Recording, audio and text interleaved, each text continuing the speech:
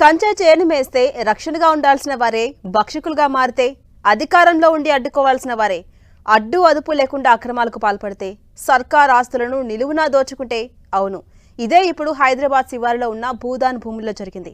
IAS, IPS, realtor ఇలా అందరూ కూడగలుపుకొని వేల కోట్ల భూదాన్ భూములకు టెండర్ పెట్టారు. సర్కార్ కొలువుల్లో ఉన్న బడా అధికారులు ఏకంగా దర్జాగా తమ కుటుంబ సభ్యుల పేర్లపై రిజిస్ట్రేషన్లు చేయించుకోవడం, వారందరికీ హైకోర్టు నోటీసులు ఇవ్వడం ఇప్పుడు సంచలనంగా మారింది.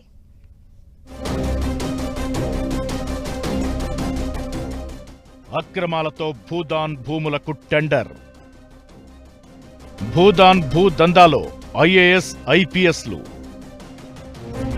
నిషేధిత జాబితాలోని భూమి హ్యాంఫర్ట్, పట్టా భూములుగా మారిన భూదాన్ ల్యాండ్,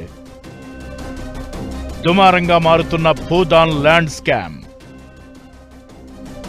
భూదాన్ భూములు అక్రమాలకు అడ్డాగా మారుతున్నాయి. 1950లో ఆచార్య వినోబా భావే చేపట్టిన భూదాన్ ఉద్యమ స్ఫూర్తికి నిలువునా తూట్లు పొడుస్తున్నారు. రాష్ట్రంలో ఉన్న భూదాన్ భూములను ఇష్టమొచ్చినట్లు దోచుకుంటున్నారు. రాత్రికి రాత్రి భూదాన్ భూములు పట్టా భూములుగా మారి ప్రైవేట్ వ్యక్తుల చేతుల్లోకి వెళ్లిపోతున్నాయి.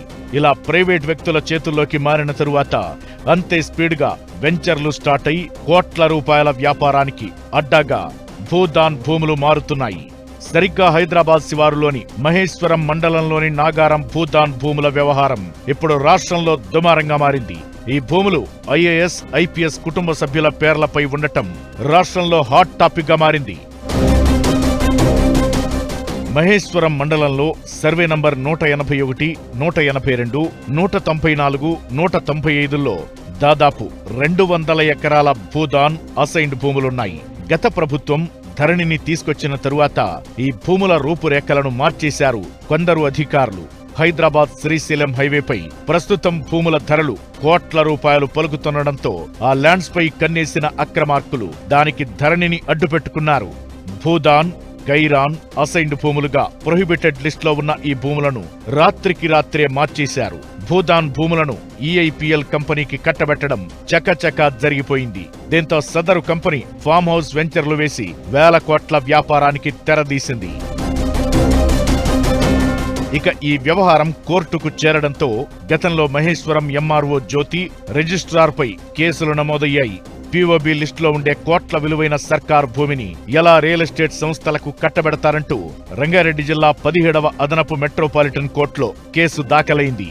దీనిపై విచారించిన కోర్టు సర్కారు భూమిని అన్యాక్రాంతం చేసిన వారిపై కేసు బుక్ చేయాలంటూ పోలీసులను ఆదేశించింది. దీంతో ఎంఆర్ఓ జ్యోతి, ఈఐపీఎల్ కన్స్ట్రక్షన్స్ యజమాని శ్రీధర్ రెడ్డిపై మహేశ్వరం పిఎస్ లో కేసు నమోదైంది. అంతేకాదు దీనిపై వివరణ ఇవ్వాలంటూ సిఎస్, రంగారెడ్డి కలెక్టర్, రిజిస్ట్రేషన్ శాఖ అధికారులను కోర్టు ఆదేశించింది. ఇంత జరిగినా అధికారుల తీరులో మాత్రం ఏ మార్పు రాలేదు. ధరణిలో రికార్డులను తారుమారు చేశారన్న ధైర్యంతో ముందుకెళ్లారు. బినామీ రియల్టర్లను ముందు పెట్టి భూముల స్వరూపాన్ని మార్చేసి పట్టా భూములుగా అమ్మకాలకు తెరతీశారు. ఇంకేముంది, ఇప్పుడు ఈ భూముల్లో ఏకంగా పెద్దలే వాలిపోయారు.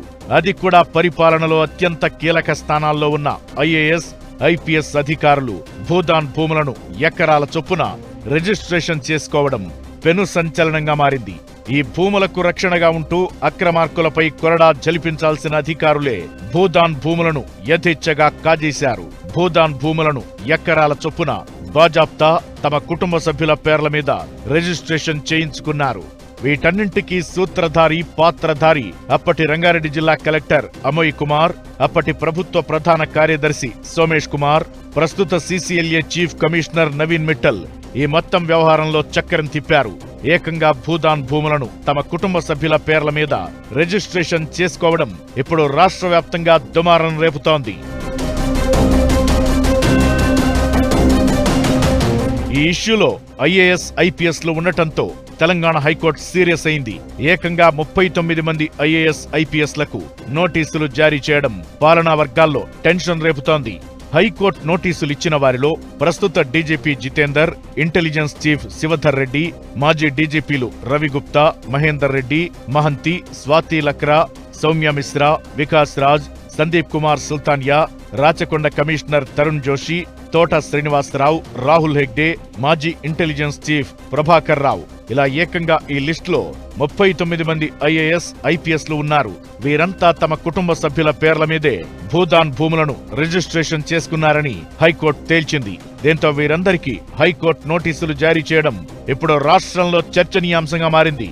ఈ భూములపై సిబిఐ, ఈడీ, డిఓపిటి, కేంద్ర హోంశాఖ విచారణ చేయాలని ఆదేశించింది.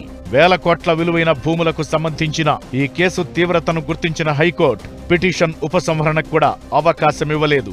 భూదాన్ భూములను గద్దల్లా తన్నుకుపోతున్న ఐఏఎస్, ఐపీఎస్ పెద్దలపై ప్రభుత్వం చర్యలు తీసుకోదా అన్న ప్రశ్నలు చుట్టుముడుతున్నాయి.